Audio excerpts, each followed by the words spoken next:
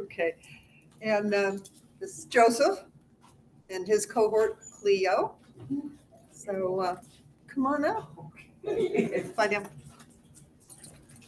For those of you on the Zoom, we have our dogs here at our feet. You can't see them. Lie down. Hopefully they're going to stay at our feet. We'll see. Okay. Yeah, we'll see this. Just as a little heads up, we have some sources placed kind of around the outside edges of the room. Some of them are bones, human bones, and there's some teeth. These are all ethically obtained through the bone room. The teeth we get from oral surgeons, so they are okay for us to have. We ask that if you have any questions as we're presenting, please ask us. I have to put my glasses on so I can see now. And we have brochures and cards on the table back here also. We do. Okay, let's see. Uh-oh. Up arrow. I tried that. Oh, down maybe? Down, try down. I tried down. Yep, there we go. If all else fails, go to the trackpad. Okay. What is a search dog? There are so many different types of search dogs, and this is just a few of them. We have Live Find. They work wide areas for people like hikers, maybe you lost Alzheimer's victims, something like that, whatever that. They cover large areas. They're looking for live human scent, and they work with their noses up in the air to catch the rafts of human scent that are around. Then you have trailing and scent-specific dogs. If you're lost, you got to stop wandering around, okay? If you're lost, they will take a scent item from you, your hat. They'll tell the dog, here, take a sniff and go find that person. So they are the scent specific. Disaster search dogs. I worked disaster for almost 30 years. I've worked the Oklahoma City bombing. I've worked the World Trade Center, a few hurricanes and stuff like that. So FEMA works the big ones, the really big national disasters. They also have the human remains end of it too. We finally convinced them after the mudslides in Oso, Washington, a number of years ago, that they really did need the human remains detection dogs. There were 42 victims in that. And thanks to the human remains detection dogs, they actually found all 42 after this massive mudslide. Avalanche, I think you guys have probably all heard about the avalanche dogs, where if there is an avalanche and their skiers are buried, these dogs will go and find them. You're all right. Okay, yeah. Cadaver dogs. This is a term that we don't particularly like to use, but my definition of the cadaver dog is a live find dog that is also certified to alert on a deceased person if they should happen to find them. Sometimes lost hikers have fallen down and been killed. And they also, okay, brain just stopped. I need a tech person for my mind. So anyway, there are a lot of times the cadaver dogs are cross-trained. Then we have the human remains detection dogs. These are dogs that are trained to go out, and they work very often with law enforcement agencies, and they are finding the more freshly dead, if fresh and dead were to go together. Big scent, clandestine burials, things like that. Then we have the historic human remains detection dogs, which are what our dogs do. And we look for essentially ancient burials. We have found burials that are very, very old. We found some remains in Southern California that were actually dated to 9,500 years ago. If we die and we are buried and we decompose in situ and are protected from the elements, apparently our scent lasts for a very long time. We routinely work, anywhere from hundreds of years to thousands of years old. Let's see, I have to use this. This is our mission. I'm going to kind of read this to you, or you can read it yourself, actually. We are a non-invasive search tool. You want his leash? No, he's fine. Okay. We provide a non-invasive search tool to help find human remains. It's unique. information that can lead to the preservation and the mitigation of burials. Big development is going in, and we had a construction project here where they wanted to work to see if there were any more remains. They had found some. They brought us in, we did our job, we present them with a report, and then they can go in and they can carefully work the rest of that project. We lead the development of advanced techniques. We've been doing this for over 25 years, and we learn as we go. We are very open. We are a dynamic organization, because if we are doing something for 10 years and it's been working, and then all of a sudden we think, let's try this, and it works better, we are more than willing to go change. We try to advance our techniques as we go, just like archaeology does, just like most other organizations do. We advocate a teamwork approach, and we work with all this different disciplines. We work hand in hand with GPR all the time. We worked at the Russian cemetery up on the North Coast, and we had the GPR operator was over here, and our dogs were over here, and he'd say, hey, bring a dog over here. He was seeing an anomaly. The dog could tell him if that was a burial or not, or if it was just a rock or stick or whatever. And our dogs would alert over here, and we'd say, hey, could you come over here and just work this one? And so we work hand in hand. It's not one thing replacing another. It's just another layer of information, which is what archaeologists use to tell a whole story. There we go. Now you'll see Rhea here. She's looking up. And remember, I told our dogs normally work with their dogs on the ground, but this was a burial that was eroding out of a riverbank, and literally the bones were falling down onto the ground. And she's going, it's right up there. So, but we work pre-construction sites, cemetery boundings. A lot of our jobs are cemeteries that somebody has said, well, I'm going to build a fence around here and it will protect these. Well, quite often, and I think everybody knows this, if you were of a different color, if you had to be a woman of the night, the evening, if it was a Catholic cemetery and you were not a Catholic, you were not buried within the perimeters of that cemetery. Our group helped find the Chinese cemetery in Bodie, California. Everybody know where Bodie is? It's a ghost town in the high Sierras, the Eastern Sierras. They had lost the Chinese cemetery. Didn't know where it was until, excuse me, one of our dogs didn't want to work in the area they thought it was. She wanted to go on the other side of the fence.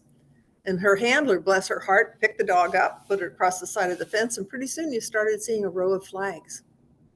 And then you would see these big, depressions, because the Chinese, the men, their spirits couldn't rest unless they were taken back to China and laid to rest in China. It was a very expensive deal. So the women didn't get to go, but they actually would disinter the bones, put them in a box, and send them to China. So you would see these depressions. Body had decomposed there, so the scent was still there, even though the remains were not. It's been, we've gotten to do some pretty cool stuff. We've just recently started working with the Indian industrial schools, the residential schools. Imagine everybody knows about that tragic story. And these kids were literally ripped from the arms of their parents, sent hundreds to thousands of miles away. Their hair was cut. Their clothing was taken away from them. They were not allowed to speak their language. Is there any water around? They were not allowed to speak their own language. They were abused physically, emotionally, and sexually. And their nutrition was absolutely horrible. They had almost no medical care, and a lot of these kids died. They were buried in unmarked graves, and their parents, in a lot of cases, were not told. They never knew what happened to their babies. And it's just been an absolutely horrendous thing. Thank you so much, Pat. Sorry, a little dry throat here. Thank you. We have been doing cremains recovery since 2017. These massive wildfires that we have, have just been absolutely horrendous. And there's a lot of people who keep the previously cremated remains of their loved ones in urns in their homes. Does anybody have their loved ones' remains in their homes? I have my dogs, but do you? My Here. dad, my mom's with. There you go. Yeah, right. I tell people if you go stay as a guest at somebody's house, ask who's on the top shelf of the guest room closet, because usually that's where they keep them. And yeah, on the mantle. The mantle is another place. Yeah, it's the floor of the closet too. But usually it's in the guest room. So who knows who you're sleeping with? So we go into these homes that have been burned down. Southern California, we're already starting to get the word out that we actually do this. We go out and we search. Dogs find them, and we work with archaeological or archaeologist volunteers, and they go in and they do the recovery. It's amazing to me that you can go in after a fire when the These- smell they've already- is so strong. Yeah, they've already. That's Human crazy. is human. Quick story. When my husband was dying, my other search dog spent a lot of time. They became very, very close. After he passed and he was cremated, my daughter and my dog and I went over to the burial society to pick up his remains.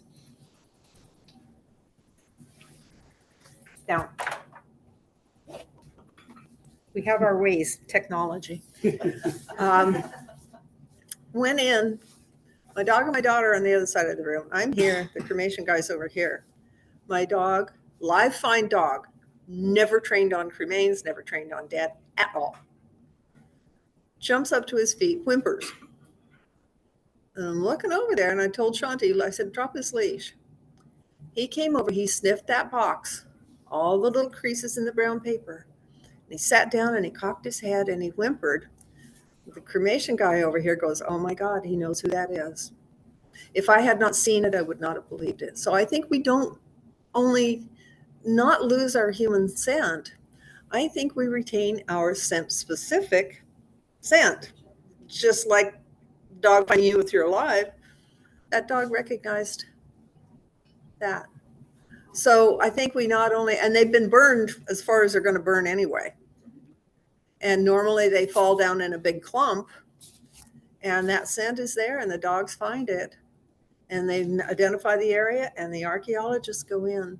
We've had archaeologists say this is the most meaningful thing that they have ever done in their life, is to be able, we go in and people are sometimes literally falling on the ground, sobbing.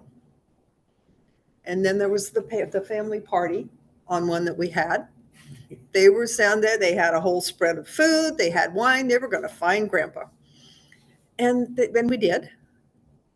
And, so we run the gamut, but we're able to give them, a lot of people say, this is all I want. I want my loved ones' cremated remains back, and then I'm walking away. We give them what they need. I tell people we get to help people when they need it the most sometimes. At-risk burials from climate change, as you can see here, there's an eroding cliff. We work with a tribe of Indians up on the Spokane River every single year. When they do the drawdown of the reservoir, we go in and we locate burials on the riverbanks that are starting to erode, so they can either protect them or disinter them and put them in the repatriation cemetery. So we do that. This is our 5th year, I think, going up there. Yeah. 40 to 50 projects. I'm just going to say it was awful close to 50 this year. And 75% or more are native burials. Okay, here we go. Ta-da. You guys are archaeologists. You already know that you use a wide range of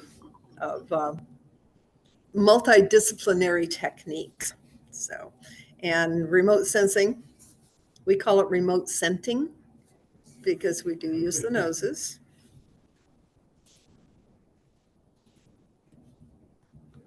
Oh, you have to hit it just right on the pad. And the reason we use dogs is because human noses just can't do that. This is one of our clients, and he just couldn't resist. Jasper was alerting at this pile of rocks, let me tell you about piles of rocks. A lot of times there's burials under those piles of rocks. These just happened to have been cremated remains that were probably anywhere from 400 to 1,000 years old. But Mark had to get himself down there and see if he could see them too. So this is another pile of rocks. This was along the trails. I don't know if, I think that might have been, I don't know if it was the Oregon Trail or not, but the dogs, somebody on the wagon train died. They would bury them. They'd either put rocks over them to protect them from the animals coming in and taking them away. And then we get to do things like go look for Amelia Earhart on a deserted island in the middle of the South Pacific. We did that in 2017, the 85th anniversary of her disappearance. We had 4 dog teams. This is a group with the International Group for Historic Aircraft Recovery called Tiger. And they had used everything that they could think of to try to find, they had done a lot of research. Tiger had done a lot of research looking for where she might have been able to land. She was supposed to be at Howland Island, which was up here. Wind blew her off. This is their theory. Wind blew her off course, and she ended up at this little tiny island called Gardner Island. There is a massive flat reef just off of the edge of that island. It's an atoll, actually. And you could put a 747 down there.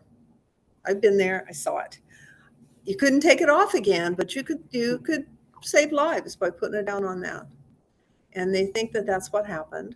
In 1939, 1940, the British decided to put a coconut plantation on there. So, and this was after she had disappeared in 1937. The natives within that colony found 13 bones, including a skull and several long bones. Took them, gave them to the administrator of the island. He went down, found some more, packed everything up, and sent them to Fiji. And then World War II happened, and the bones disappeared. So there was no DNA or anything. But Tiger has done the research. They think they found the spot on that island. The island is like 1.25 miles wide and 4.5 long. It's not very big at all. And most of it is lagoon right in the middle. They got down there and they figured this was where we took all 4 dogs. We flew 13 hours into Fiji, got on a ship, sailed 5 days on the ship, spent 8 days on that ship, going onto the island in the mornings, coming back in the afternoons. Each of the dogs worked that particular spot. It's called the 7 site because it just was a clearance in the vegetation and it looked like a 7. Each of the dogs, unbeknownst to what the other ones did, alerted on exactly the same spot. They dug and they couldn't find anything else. They have coconut crabs on that island. You know what coconut crabs are? They're really big. They're really, really big. No, not this. This, yeah. They can be 3 feet across from claw tip to claw tip. They're called coconut crabs because they can go to a coconut and go and eat the coconut. And we were told, don't let your dogs lay down on the island because the coconut crabs will attack them. They did not, but they were very curious. My dog, Piper, not this one. Coconut crab, Piper. Coconut crab, Piper. Coconut crab. Mom, get away from there. I just found them to be very, very curious. They really wanted to just see. They don't have natural predators. They have no idea. So these were the 4 teams. Each of us independently alerted in that area, each of our dogs, not us, alerted independently in that area. They were able to get some DNA out of some roots and stuff like that of the wren trees that were right around that area, but it was so degraded by the acidic coral that they could not find specific DNA out of that. And then the gal kneeling and then myself and I went to the north of the island one day, and we were looking for the navigator, Fred Newman. They thought maybe he might have, died up in there. And while we were having a little rest sitting on a down coconut tree, Baker put herself to work and she started alerting in certain areas. And when you got in there, it was blackened coral, not black coral, but it was lichen and stuff like that. Just, it was really black. There's a piece of coral like this and a little piece of coral down here. What does that remind you of? Headstone, footstone, right? And then there was another one over here and another one over here and another one over here. The other dog, Marcy, this one down here, she comes in and I said, let her work. She did the same thing. The next day, every night on the ship, each of the groups would tell what they had done during the day. So we said, here's what happened. We happen to have an expert on Micronesia, ancient, So she goes out the next day and she comes back and she goes, it's definitely a burial ground. It has nothing to do with the colonization. She goes, it's at least 600 years old. I had goosebumps about that big all over my body. So that was really exciting. That totally different from what we were looking for. They found another burial site. That was pretty cool. This is part of our cremains recovery. And this is what we see when we walk in. These are people are totally devastated. They've lost their homes. They've lost everything in their homes. And worse than anything, they've lost the previously cremated remains of their loved ones. So we go in, the Tubbs fire, we discovered by accident that this was a need. There was a gentleman who had not gotten mom and dad scattered where they wanted to be scattered. His house was literally 8 inches of ash. And he didn't know where mom and dad were. Things move around when houses burn. They didn't know where mom and dad were, and he was devastated. So he talked to Alex, an archaeologist in his building. Can you help me? And Alex said, let me talk to somebody. I've never done anything like this. They called Dawn Johnson, Dawn. And she said, call ICF. This is what they do. I went up there one day working with the law enforcement, trying to find victims, got turned loose. We found everything we needed to find. And I called this guy and I said, hey, I can be there tomorrow morning. Went over there. Piper found mom and dad in about 2 minutes. And I brushed away the fluffy ash. And cremains are heavy. And when boxes and stuff burn, they just kind of drop as a whole. And mom and dad were right there together. I recovered mom and dad into a Ziploc bag using a tuna fish can. I asked him if you had a trowel, and he goes, yeah, I've got a trowel. It's in the garage. Remember the 8 inches of ash? Yeah. Mm-hmm. His wife ran out to the melted garbage can, pulled the tuna fish can from her lunch the day before, and that's how we got mom and dad. And that's what started that. We've worked over 300 homes. And we've had, if the site is not disturbed, we've had a really high 80% recovery rate. So that's pretty good. And it's free. How do you go in and charge somebody who has literally just lost everything? So we go on our own time and our own dime. There has been a nonprofit now that is, you tell them. Yeah. There's a nonprofit now that's been developed that will help us with some of our expenses. Tyvek suits are $10 a pop. And technically, we're only supposed to use one each site, once on each site, and then throw them. If we do 3 sites a day, that's $30. If we've got 16 teams, that's $180. Or 6 teams, it's about $180. It's very expensive. So now we've got some help with that. And we have flyers going out now for Southern California for the fires down there. You can do it.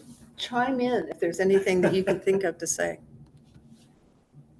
Come on, you can do this. Go. There we go. This is what the dogs see. You can see Jasper right there. He has the vulture alert.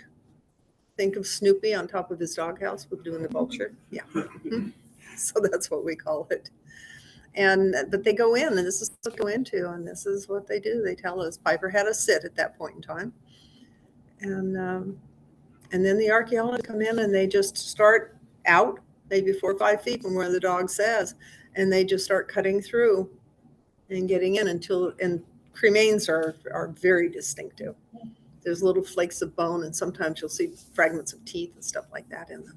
Yeah, and they're often quite a different color from the ash of the building too. Mm-hmm. And they run anywhere from kind of a pale pink, almost a sandstone color, to we've seen them bright gold. And we've talked to crematory experts, and they say it depends on what's burning around them, that they may be picking up color from that. Just strange. One of the things a lot of people don't realize is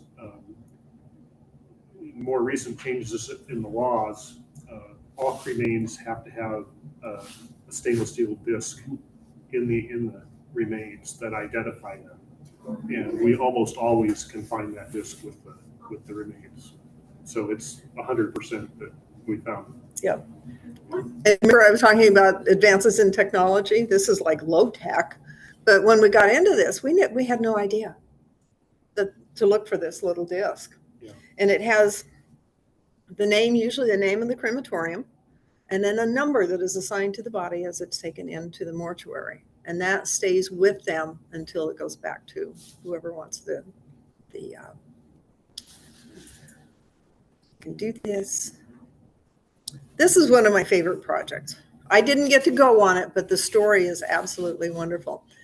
Just off of Highway 395, south of Bishop, I guess. Closer to Levining. It came to a standstill because this old Native American man in his 80s went to Caltrans and said, I remember going out into this area with my grandmother, and she would scatter red and blue beads and say prayers over the burials. This is desert. This is high desert. That's exactly what it looks like. And she would say prayers for the dead. Caltrans brought 4 teams in. 4 teams got out there and worked, and pretty soon the dogs started to alert in this one particular area. And if you got down into the sand, you could see red and blue beads in the sand. Caltrans actually, in 2019, they went back out, or the teams went back out again, and just to verify, because Caltrans was going to move that area away to widen the highway. That's pretty cool.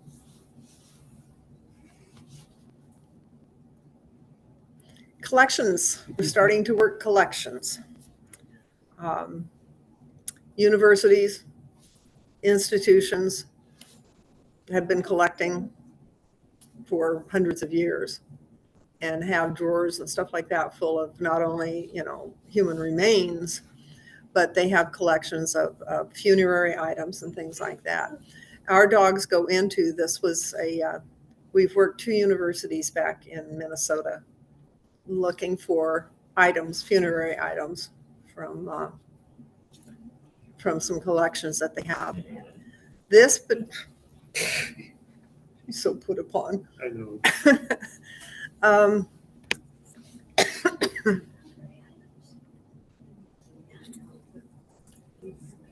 I could tell before we had even opened the door in this one particular room that there was something in there, because the dogs are all standing there going, and they're sniffing the door, and they're just like, let us in. We know there's stuff in there.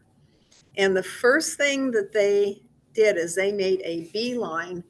You can see Cleo here and see something at her feet. It's a cradle board. And all of the dogs hit on that cradle board immediately. And I'm amazed at all of this.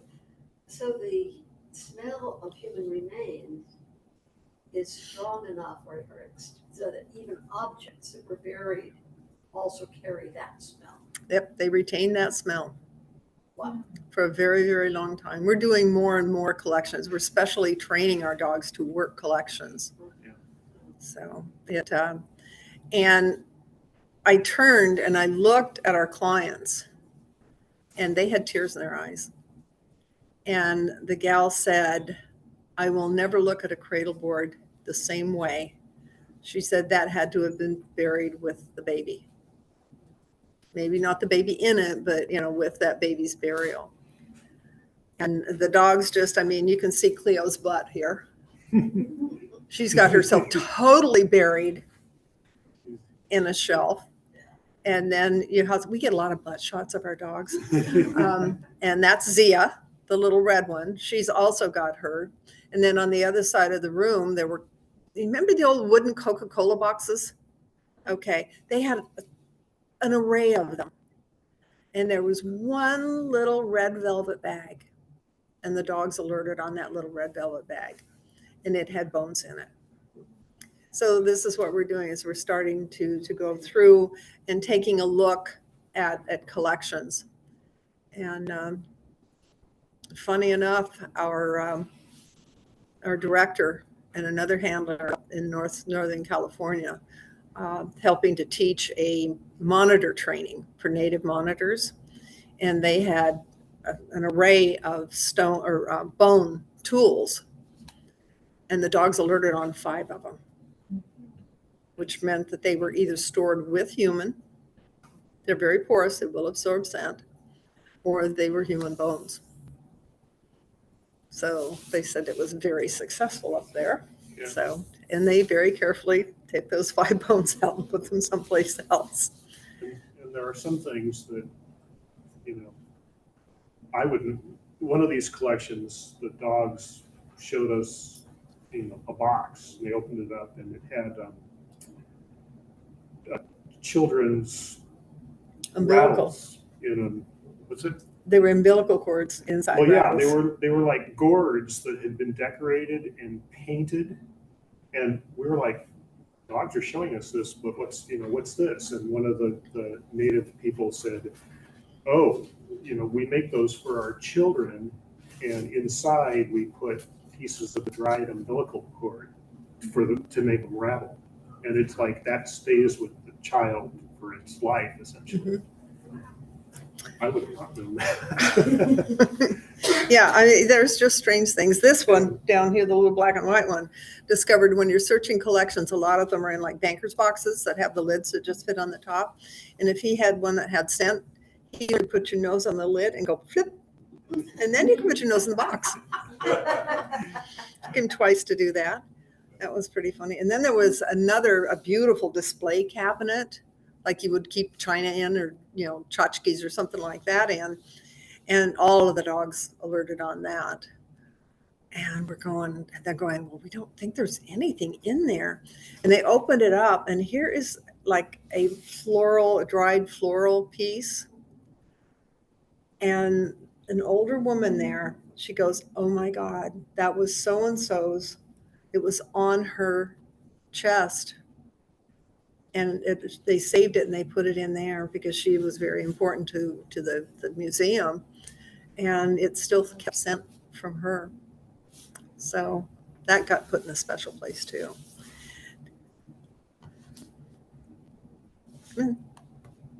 Hey, there we go. So when we go out and work projects, you can just imagine the dogs are, this was a 60-acre project that we worked. It took us almost 2 weeks in that one. Working in the upper Midwest is a whole entity unto itself. They wanted us to wear hard hats and safety glasses, and we're going, we never wear hard hats and safety glasses. They said, it's a safety rule with this company, you will wear them. Oh my gosh, are we glad we had those on. You know how you have pine trees and stuff like that out around here, and you can just walk around everywhere? Nope. Mm-mm. No, they have, what were they, alder trees? I don't know. They had all. Anyway, they grow out, you stay where you are, they grow out like this, and then they dip down, and then they come back up in big bushy leaves. And you can't get through them. We broke this down, and you can see all of these little areas, the little black boundaries. Those are 1/4 acre areas. We normally work 1 to 2 acre areas. There's one down, kind of like around in here. See all that green? That's my color. And somebody said, wow, you really searched that well. I said, no, I was trying to get out. I got in finally, like this dog goes, just do this, right? And they're in there just searching like crazy because that's his tracks. The forest was so thick, I put like about a 15-foot lead on her, and often I couldn't see her. I could just see where the leash was, and I would just follow the leash because it's that thick. Yep. Yeah.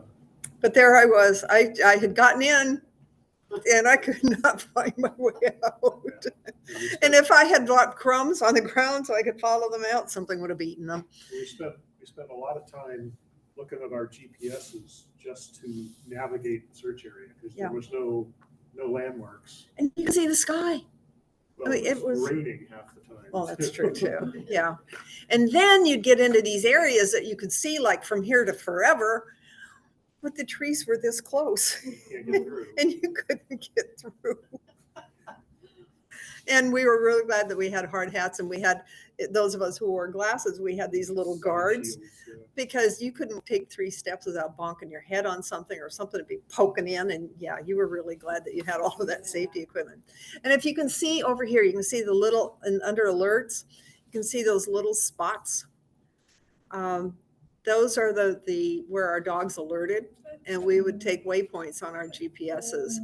So there was, that's how we indicated, just so we knew we had covered the territory is the tracks. And the client gets a copy of this. And then the client also gets a copy of, the alerts in there too.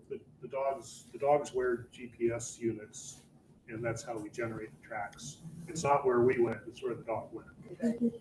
Yeah. Up until a few years ago, all we had was our handheld GPSs. So the tracks that you got then were the handler tracks. And if the handlers were walking, the dogs are doing this. They're kind of all over the place. So you didn't really get a true concept of the area that had been covered. And now with the GPSs on the dog collars, we know where the dogs have covered, and we can see it on our GPSs. So if we see a blank spot over there, we can make sure that we navigate over to that area and cover that area as well. And I think, come on. Any questions? I have a question. Okay. This was a fabulous presentation. Thank you so much. It's actually from the historian at my office, who does all of our compliance work, all the legal stuff, who wanted to know how do you present if you have to go to court, if you have to try and stop construction? Is this considered, legally binding, or how does that work if you're in some type of litigation with? Okay, first of all, What you looking for? wood. Wood. Plastic. We haven't been tested to that level yet. Yeah. But it's definitely in the forefront of our minds. Yeah.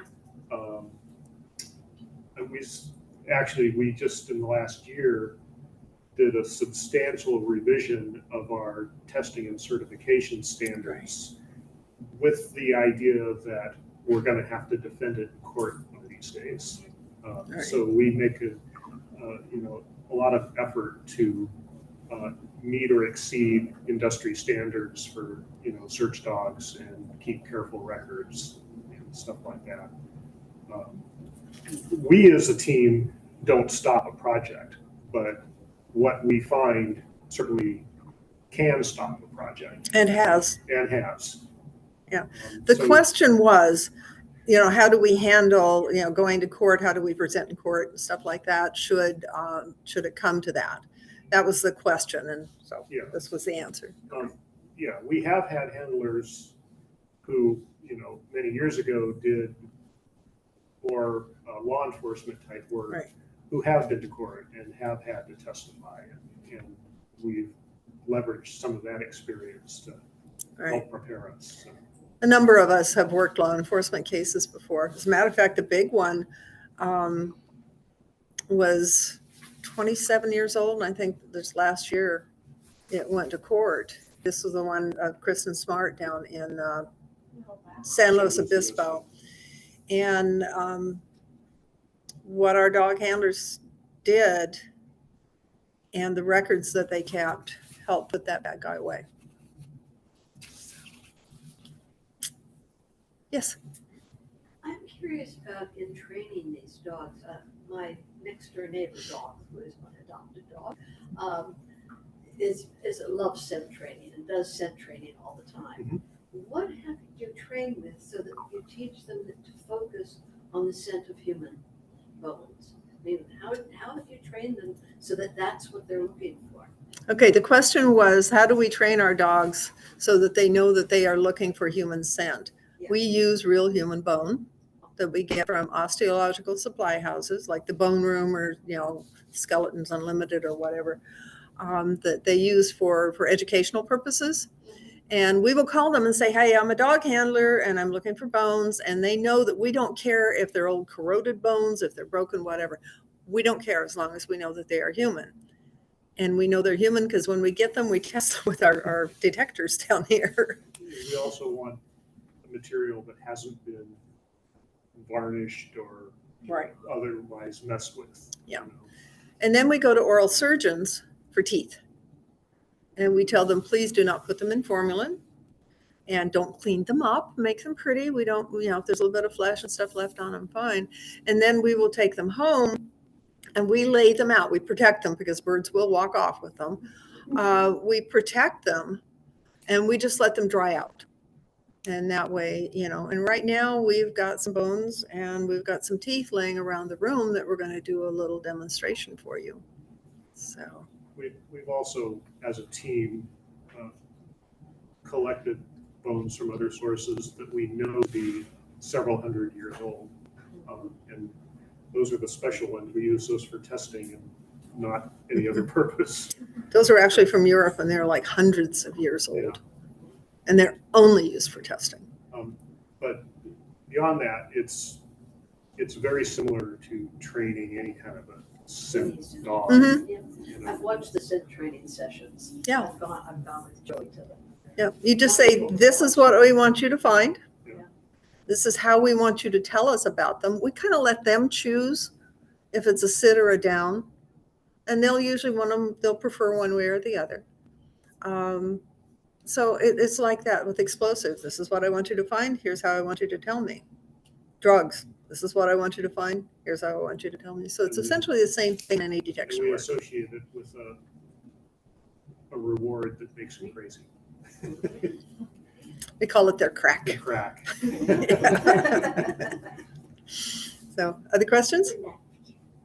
About how long does it take to train one of these dogs to be able to do this? Some of them are really fast. They'll train in about a year. Normal is about 2 years. Butthead down here took me 3.5. But he had to grow up a little bit. A cattle dog, yeah. No, he's a border collie. Yeah, he's my kangaroo. He was born in Australia, and he was going to be a cow dog, and then he had a little medical problem in his shoulder. It's called OCD, and it has nothing to do with obsessive compulsive disorder. That's me. Yeah. But he had surgeries 100%, but he's such a nice dog. His breeder did not want him to go to a ranch because they're just too hard on their dogs. So now he's a historical human remains detection dog. So, yeah. How old are the dogs about usually when you start training them? Depends on what you like. He started with a puppy at 8 weeks. And I got him when he was 14 months. Oh, I have video of a 7-week-old border collie puppy who had been introduced as soon as his eyes were open to human remains. At 7 weeks, he was not only alerting down source between his nose, or source between his paws and his nose on it. But he was alerting on human remains and differentiating between a stick and a rock and human remains. And I have video. If I didn't have video, I wouldn't have believed that. At 7 weeks. Yeah. Wow. Yeah, his handler took him home and said, oh, you're just pushing that dog. What are you going to have in a year? And she goes, a certified dog. And she did. So anywhere from, say a year and a half. So, Try to stop sharing. oh, okay. Or from here. Yeah, that's fine. Let me get out of your way. Around this way. Not sure it'll work. My helper. You don't want him running around because there's a bone right over there. He's already. Yeah, so we're gonna let it play over first. Oh, thanks. So we're gonna go back here and wait for a little bit. And what we have is we've got a bone here, a single tooth here. And let me tell you about teeth. They are extremely, they just, the volatile organic compounds, the scent that comes out of a single tooth. A couple of weeks ago, we were training outside one time, and tooth was about 20 feet away, laying on moist soil. Breeze was blowing this way. There was a tree here. It filled that tree with scent to the point where he was trying to climb the tree to get to the scent. And it wasn't there. It was 20 feet away. But a single tooth can fill a room with scent. I'm going to go back here because there's another couple of sources over there. Go for it, Joseph.